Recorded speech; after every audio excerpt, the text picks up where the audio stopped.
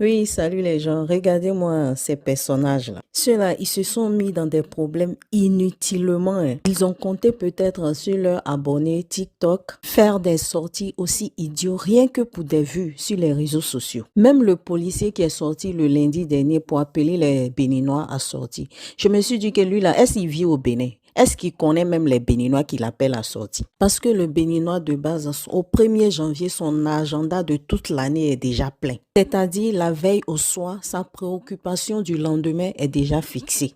Quand ils vont peut-être se sentir réellement menacés par le pouvoir, ils manifesteront d'eux-mêmes sans se faire prier. Mais pour le moment, les Béninois ne se plaignent pas du président qui est là. Parce que ses réalisations sont concrètes, palpables, visibles et salutaires. Il a effectué en 10 ans d'années ce que ses prédécesseurs en 55 ans n'ont pas pu faire. Je peux comprendre la frustration de certains au Bénin qui peut-être ne gagnent plus à mettre dans leur poche comme avant. Parce que le président Talon a été très sévère avec la corruption. Dans beaucoup de domaines, les policiers qui se tenaient par exemple au bord des routes pour racketter par-ci par-là, ça n'existe plus. Aussi pour effectuer les papiers administratifs où il faut donner les pots de vin pour que le service soit rapide. Ça aussi, je crois que ça a été éradiqué. C'est pour sa rigueur à combattre la corruption et l'incivisme qui se fait peut-être quelques ennemis qui trouvent que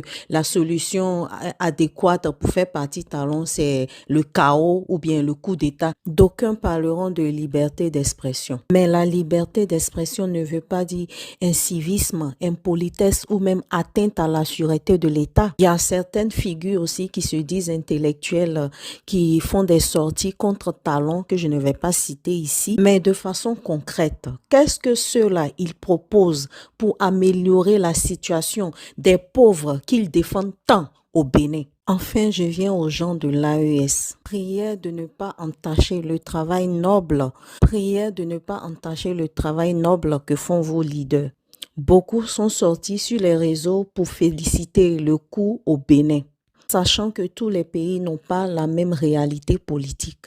Nous, au Bénin, on a un président visionnaire, peut-être pas de la même manière que les dirigeants de l'AES, mais jusque-là, on est satisfait de notre président actuel. On a tous le même combat, on veut tous une Afrique forte, une Afrique unie, une Afrique souveraine. Pour arriver à ça, il faut réunir plusieurs conditions. On ne peut pas parler de souveraineté et cohéberger la corruption, l'incivisme, la trahison. En tout cas, merci aux forces loyalistes pour leur loyauté, leur civisme et leur humanisme, car ils ont évité un bain